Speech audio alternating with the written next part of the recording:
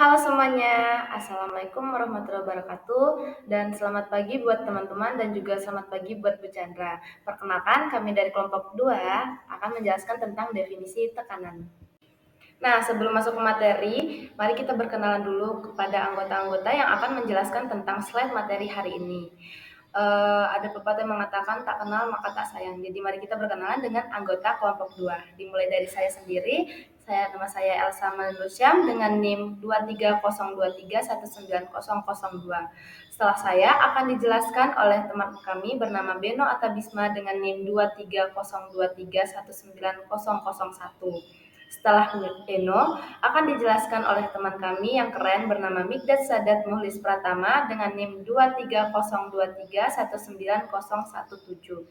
Setelah teman-teman yang ganteng ini akan dijelaskan oleh teman kami yang cantik yang bernama Maura Natasha Safudinta dengan NIM 23023190008. Setelah Maura ada teman kami yang tidak kalah cantik bernama Izata Sabana Palikulisba dengan NIM 23023190020 yang akan menjelaskan slide ke-6 dan slide ke-7.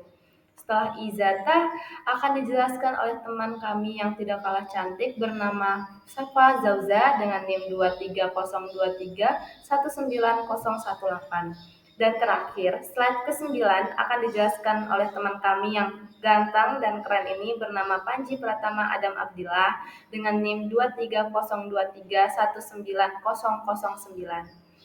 Sekian, mari kita lanjut ke dalam presentasinya. Jadi, di sini pengertian tekanan itu ada beberapa ya. Jadi, tekanan adalah keadaan di mana suatu benda yang dikenai oleh gaya, di mana gaya tersebut bertitik di suatu luasan tertentu darinya. Lalu ada tekanan adalah besarnya gaya yang bekerja pada setiap satuan luas. Lalu ada juga tekanan itu sendiri bisa difungsikan sebagai acuan untuk mengukur kekuatan zat cair maupun zat gas. Lalu ada juga tekanan mempunyai kaitan erat dengan volume dan suhu. Namun pada dasarnya, tekanan itu adalah gaya persatuan luas yang diberikan oleh benda terhadap area permukaan yang bersentuhan dengannya. Dalam konteks fisika, tekanan dapat diukur dalam berbagai satuan seperti Pascal dengan singkatan PA atau atmosfer dengan singkatan ATM, lalu PSI atau pound per square inch dan lain-lain sebagainya. Baik, selanjutnya di sini ada sifat-sifat tekanan, yaitu yang pertama, tekanan dapat bekerja pada semua zat, baik zat padat, zat cair, maupun zat gas. Lalu, tekanan yang diberikan pada suatu zat akan diteruskan ke segala arah secara merata. Dan terakhir, tekanan pada suatu zat berbanding lurus dengan gaya yang diberikan dan berbanding terbalik dengan luas permukaan yang dikenai gaya. Baik, selanjutnya akan dilanjutkan rekan saya yang selanjutnya. Kemudian, ada beberapa hal yang harus diketahui mengenai tekanan. Yang pertama, tekanan dapat terjadi karena adanya dorongan pada benda dengan arah yang tegak lurus.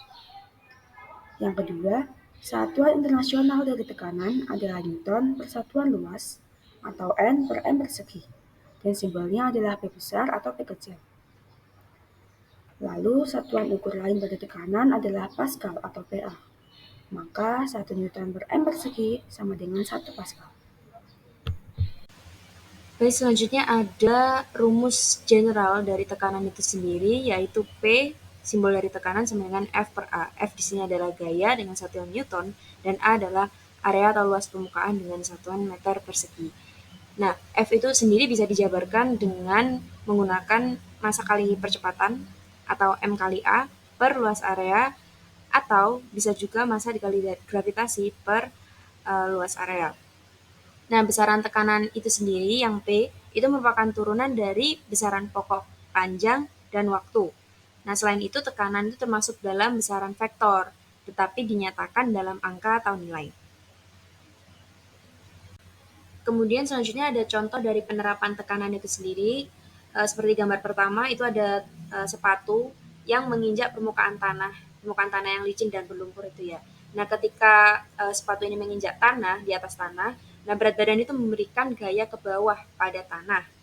Nah, gaya ini dibagi rata ke seluruh luas permukaan telapak dari sepatu itu sendiri yang di bawah ini.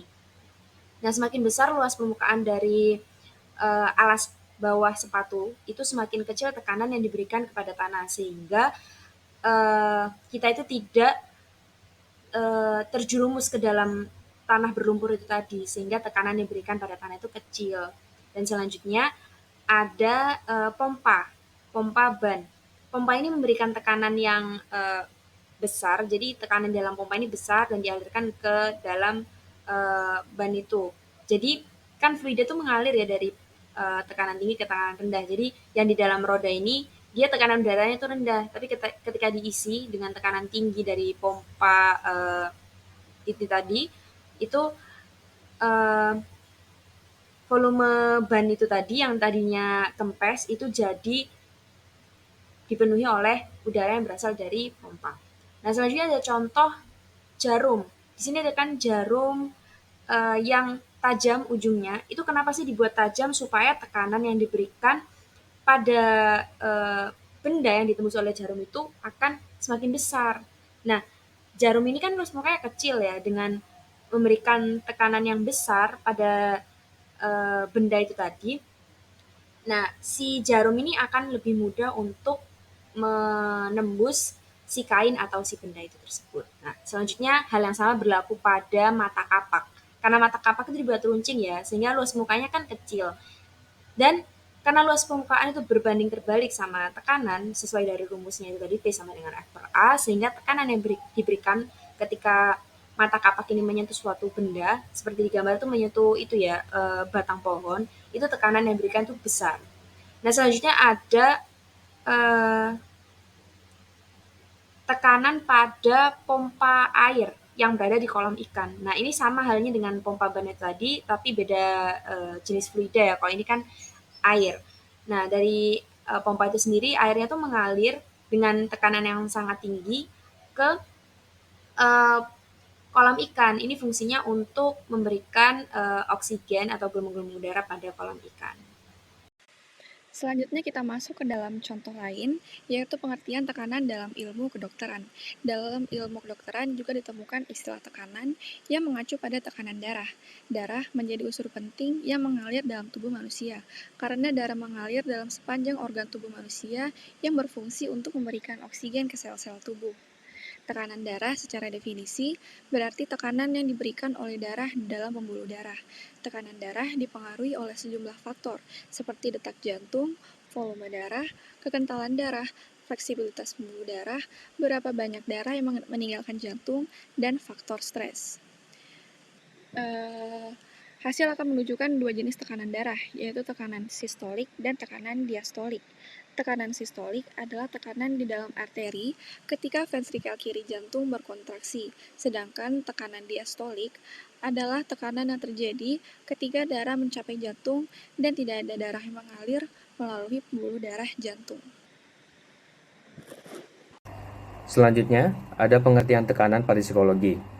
Dalam psikologi, tekanan mental dikenal sebagai keadaan emosi seseorang ketika sedang mengalami tekanan berbagai hal sehingga dapat menimbulkan sebuah gangguan jiwa, biasanya tercermin pada perilaku yang menyimpang. Dalam arti lain, tekanan psikologi atau mental dapat disebut juga sebagai kondisi stres atau depresi. Nah, itu dia tadi penjelasan dari teman-teman kami yang keren dan cantik-cantik ini. Dari sini kita mulai paham dong tentang tekanan karena udah dijelasin kan oleh teman-teman kami tentang definisi tekanan. Kita sudah berada di akhir presentasi. Saya sebagai moderator mewakili teman-teman saya mengucapkan terima kasih dan mohon maaf jika ada salah kata ataupun tindakan yang tidak sengaja kami lakukan. Wassalamualaikum warahmatullahi wabarakatuh dan sampai jumpa lagi nanti. Bye-bye.